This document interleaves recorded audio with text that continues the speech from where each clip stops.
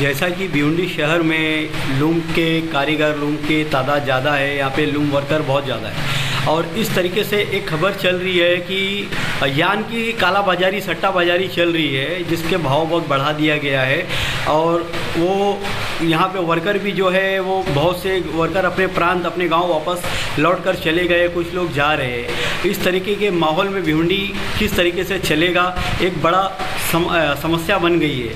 और भिवंडी में loom worker जो है ज़्यादातर लोग दूसरे प्रांत से आए हुए हैं, तो इस बारे में इस संबंध में क्या कहेंगे आप? सबसे पहले मैं ये बोलना चाहूँगा कि जो यान की सट्टा बाजारी चल रही है, सरकार को चाहिए कि इसको रोका जाए, क्योंकि यान अचानक बढ़ना, अप डाउन होना, फिर कम होना, मतलब कभी बढ़ जाना कभी कम होना, इसमें बहुत ज़्यादा नुकसान होने लगता है। लोग लूम बंद करने लगते हैं।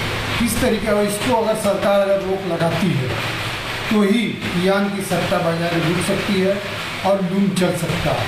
अगर इस पर रोक नहीं लगा तो इसी तरीके से लोग अपने अपने गाँव चले जाएंगे, लूम बंद हो जाएगा। इसके लिए ख़ास तौर से मैं ये बोलना चाहूँगा कि पावर लूम इंडस्ट्री को रोकने के लिए, चलाने के लिए सरकार को कुछ ऐसी स्कीम लाना चाहिए, कुछ ऐसी चीज़ें लाना चाहिए कि लूम चले, लोग जो मजदूर अपने गांव लौटे हुए फिर वापस लौट कर आएँ और लूम वापस चलने लगे। स्कीम के तरीके सरकार खुद ढूंढ ले, किस तरीके से, जैसे कि किसानों को बहुत सारी स्कीमें दी गई थी, उसी तरीके से पावर लूम बुनकर को भी स्कीम दी जाए और मजदूर ताकि अपने गांव से वापस लौट के आए और लूम चालू हो जाए। इसके ऊपर अगर ध्यान नहीं दिया गया तो, क्योंकि भिवंडी शहर एक ऐसा शहर है, एक मिनी हिंदुस्तान भी बोला जा सकता है, क्योंकि इस शहर के अंदर जो मजदूर आते हैं पूरे हिंदुस्तान के कोने कोने से आते हैं, क्योंकि यही मजदूर फिर अपने गांव भेजते हैं तो वहाँ उनके परिवार का पेट करता है। तो इसके लिए ख़ास तौर से सरकार को इसके ऊपर तवज्जो देना चाहिए और इस लूम पावर इंडस्ट्री को इस तरीके से लाएँ, ऐसी स्कीम दे कि वो हमेशा चलते रहे। परवेज खान जी, एक सवाल और है कि आपकी सरकार है महाराष्ट्र में, तो इस तरीके का जो है आपके कांग्रेस के लोग, पार्टी के लोग क्यों नहीं आवाज़ उठाते, क्यों नहीं इन लोगों के, मजदूरों के और जो मालिक है उनके हक में क्यों नहीं सरकार के तरफ कोई एक कार्रवाई क्यों नहीं करने के लिए कहा जाता है? देखो, एक चीज़ ऐसा है, मैं भी कांग्रेस पार्टी का संगठित कामगार का अध्यक्ष हूँ भिवंडी शहर का। मैं इसीलिए आवाज़ उठा रहा हूँ, ये चीज़ बोलने का अपना मकसद ही यही है कि मज़दूरों के लिए कुछ हल निकाले जाए और अगर लूम चलता है तो मज़दूरों का भी हल होगा, लोगों का हल होगा। इसके लिए इस सट्टा बाजारी को रोकना चाहिए। सट्टा बाजारी रुकती अगर तो ही लूम चलेगा।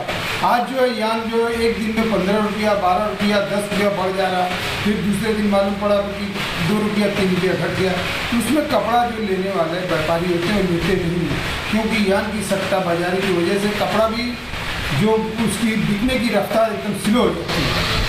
तो इसके लिए सरकार को इसके ऊपर खास तौर से तवज्जो देना चाहिए ताकि पावर लूम इंडस्ट्री को बचाया जा सके और पावर लूम इंडस्ट्री चले।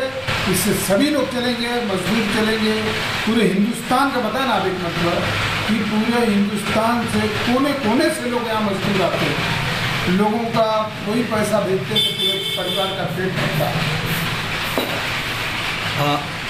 परवेज खान जी, जैसा कि भिवंडी में जैसा कि अभी कोरोना की तीसरी लहर आने वाली है और बच्चों को निशाना बच्चे बन सकते हैं, इस बारे में क्या कहना चाहेंगे? किस तरीके का सूचना, किस तरीके की जानकारी लोगों के लिए क्या महत्व है, क्या कहना चाहेंगे इस बारे में? सबसे पहले तो मैं बोलना यही चाहूँगा कि गवर्नमेंट की जो गाइडलाइन है उस पर सभी को अमल करना चाहिए।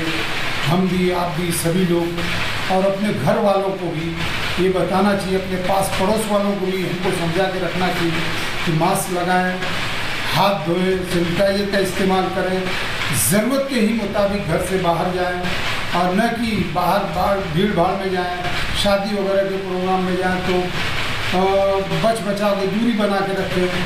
सब ये चीज़ें हमको खुद को ध्यान देना पड़ेगा और लोगों को भी हमको समझाना चाहिए ताकि हम ये तीसरी लहर से आसानी से बच सकें। सब्सक्राइब कीजिए हमारे चैनल को और बेल आइकॉन को दबाइए हमारी लेटेस्ट वीडियो सबसे पहले देखने के लिए।